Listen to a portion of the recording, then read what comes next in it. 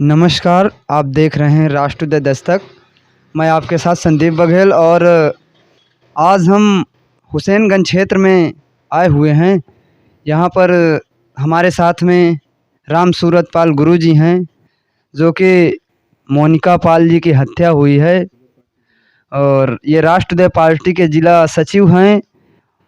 और मोनिका पाल की जो हत्या हुई है पाल समाज में, आखिरकार इनका जो है अभी एक हत्या और हो चुकी है तमन्ना बघेल की, जो आगरा जनपद में है। तो ऐसे पर जो है पाल समाज को आखिर क्यों टारगेट किया जा रहा है, तो इस विषय पर हम आज चर्चा करेंगे। गुरुजी के साथ में हैं। सर, मैं आपका सबसे पहले परिचय जानना चाहूँगा। मैं राष्ट्रदय पार्टी का फतेहपुर ज़िला सचिव हूँ और मैं आपको और आपके चैनल को धन्यवाद देता हूँ, जो कि आप हमारे बीच में आकर के हमारी लोगों की बात अब पूरे देश प्रदेश में भेजते रहते हैं। इसके लिए मैं आपको बहुत बहुत धन्यवाद देता हूँ। तो सर, जैसा कि मोनिका पाल जी की हत्या हुई है, जहाँ पर हत्या हुई है वाराणसी जनपद में, तो वो तो मोदी जी का संसदीय क्षेत्र माना जाता है। जहाँ अगर संसदीय क्षेत्र की बात करें तो लोग कहते हैं कि भारतीय जनता पार्टी में योगी और मोदी जी की सरकार में तुरंत न्याय लोगों को मिलता है। तो आखिर 2-3 दिन हो गया, मोनिका पाल जी को न्याय क्यों नहीं मिल रहा, वो भी मोदी जी के संसदीय क्षेत्र में, जहाँ से मोदी जी सांसद हैं। हाँ, वो बात आप सही कह रहे हैं। ऐसा लोग कहते हैं, जैसा कहते हो वैसा है नहीं, क्योंकि मोदी जी तो केवल एक जुमले वाली राजनीति करते हैं। हमारे आपके सबके समाज के बीच में आ करके और भारत की जनता को केवल एक जुमला दे रहे हैं। और उनके क्षेत्र में ऐसी घटना होती हैं और पूरे क्षेत्र में क्या कहिए पूरे देश में ऐसी घटनाएं हो रही हैं, जिन पर केवल उनको केवल एक नारा लगा दिया है कि बेटी बचाओ बेटी पढ़ाओ।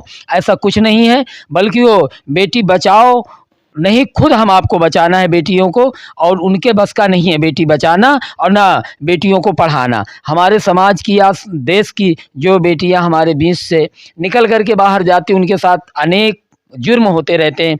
जैसे आप मोनिका पाल जी की बात कर लीजिएगा, तो और ये इधर आगरा से तमन्ना बघेल की बात कर लीजिएगा। कितनी बेटियां ऐसी थी जिनको उन्होंने एक मर्मम हत्या की गई और आताताइयों के द्वारा, फिर भी सरकार के कान में जूं तक नहीं रेंगता है। मैं तो ये सोच रहा हूँ कि केवल इनके कहने के टाइटल है, वो टाइटल पर ये काम करते हैं और इनके सरकार एकदम बेफेल है, ये किसी प्रकार से पास नहीं है। इसको तो हम ये कहते हैं कि अब तो बेटी बचाओ और बेटी पढ़ाओ का नारा इनका एकदम फेल है और इनकी सरकार एकदम फेल है। अब हम यही चाहते हैं कि हमारे बीच में हमारे देशवासियों को चाहिए कि इनको जड़ से उखाड़ फेंकनी चाहिए ऐसी सरकार को। जैसा कि बात करें सर, आप शिक्षा विभाग से जुड़े हुए हैं और आप तमाम बच्चों को शिक्षा के लिए प्रेरित करते हैं।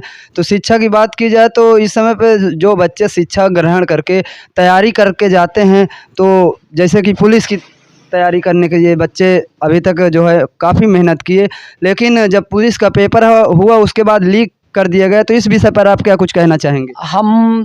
मेरा तो जीवन शिक्षा से जुड़ा रहा, क्योंकि पहले मैंने शिक्षा ग्रहण की, फिर इसके बाद मैं लगभग 18-20 सालों से शिक्षण कार्य कर रहा हूँ। तो मैंने तो ये देखा कि देश आज़ाद होने से लेकर के आज तक की बात में शिक्षा के क्षेत्र में और सर्विस के बेरोजगारी के क्षेत्र में ये सरकार एकदम फेल रही। इन्होंने कोई ऐसा कि नहीं, इन्होंने वादा किया था कि हम देश से बेरोजगारी हटा देंगे, देश में प्रगति की ओर ले जाएंगे, किसानों को ले जाएंगे। इन्होंने एकदम फेल करके रख दिया। पूरी इनकी व्यवस्था चरमराई हुई है। और अभी अभी जैसे यूपी पुलिस का एग्ज़ाम हुआ, अगर आप सख्त हैं, आपकी सरकार में दमखम है, तो ये पेपर लीक होने वाली बात कहाँ से आ गई? और ये पेपर क्यों लीक हो गया? इन्हीं के लोगों ने ये पेपर लीक करवा दिया। आखिर क्यों ऐसा किया गया? क्या कुछ, क्योंकि जो बताया जा रहा कि यहाँ पर 60,000 भर्तियाँ थी, 60,000 के बावजूद जो भर्तियाँ तो 60,000 थी, लेकिन बच्चों ने जो फॉर्म भरे थे लगभग 40 लाख के ऊपर बताया जा रहा है। तो ये क्या इसी कारण से? बच्चों ने तो मैंने सुना है, आप 40 लाख कहते हैं, मैंने सुना है कि 51 लाख फार्म डाले गए थे। 51, और इनका ये बदले की राजनीति करते हैं। बीजेपी जो है बदले की राजनीति करती है। इस 60,000 जगह निकालती है और 60,000 जगह निकालने के बाद जनरल को ये 30,000 सुपुर्द कर देती है। और इसके बाद शेष में 15% जिनकी भागीदारी है देश में, वो 30,000 में उनके लिए हो जाती है, और जो 85% भागीदारी वाले हैं वो 30,000 में रह जाते हैं। तो ये सरकार हर जगह पर फेल है, ये कहीं पर पास नहीं है। मैं तो ये चाहूँगा कि देशवासियों से मैं यही आग्रह करना चाहता हूँ, आगाह करता हूँ कि जितनी जल्दी हो सके ये 24 का जो मिशन है, इस 24 में इस सरकार को उखाड़ फेंकने का काम करे देश की जनता।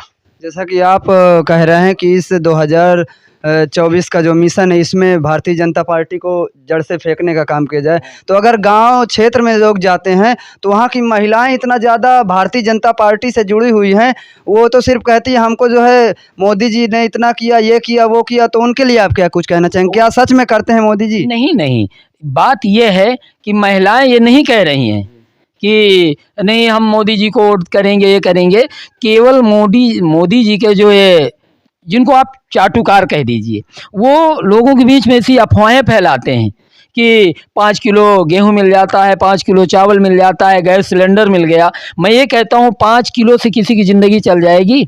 अगर उसका बच्चा बेरोजगारी से रोजगार पा जाए तो उसकी तो हालत सुधर सकती है उसके परिवार की, मगर 5 किलो अन्न से या 5 किलो महीने में पा जाने से कभी किसी की हालत नहीं सुधर सकती। तो ये तो केवल एक जुमले वाली बात रहेगी। रही बात सिलेंडर की, सिलेंडर वितरित किया गया, एक तरफ से दिया गया, महिलाओं को बड़ा खुश किया गया, मगर सिलेंडर का रेट कहाँ पहुँचा, इस पर किसी ने विचार किया है क्या? सरकार इस पर सोच पा रही है क्या? है इतना महंगा। बहुत सारे ऐसे घरों में मैंने देखा है, और मैं ज़मीन स्तर पर घूम घूम कर देखा है कि एक बार जब मोदी जी भर के दे दिया तो सिलेंडर तो जल गया, दोबारा गरीबों के पास औकात नहीं थी कि वो सिलेंडर भरवा सके। अब आप बताइए इस पर आप क्या कहेंगे?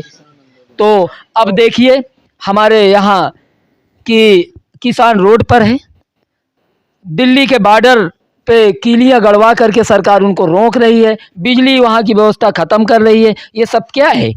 ये किसानों का एक समय था जब हमारे देश का नारा है जय जवान जय किसान। अगर खेत में किसान दिखाई देता है और बॉर्डर पे सेना दिखाई देती है, यही तो हमारे देश की रक्षा कर रहे हैं। अन्न का भरण पोषण हमारा किसान कर रहा है, बॉर्डर की रक्षा हमारा जवान कर रहा है। आज जवान भी खुश नहीं है, आज किसान भी खुश नहीं है, देश की शिक्षा चरमराई हुई है, इस प्रकार के हमारे बीच में है। तो ये सरकार एकदम फेल है। इसको हम ये कहते हैं कि ये तो, और दुनिया जान रही कि सरकार फेल है, इसके बस का कुछ नहीं है। अगर भारत देश का विकास करना है तो हम तो ये कहेंगे, हमारी RUP अर्थात राष्ट्र पार्टी जो है, ये समता और समानता की बात करती है।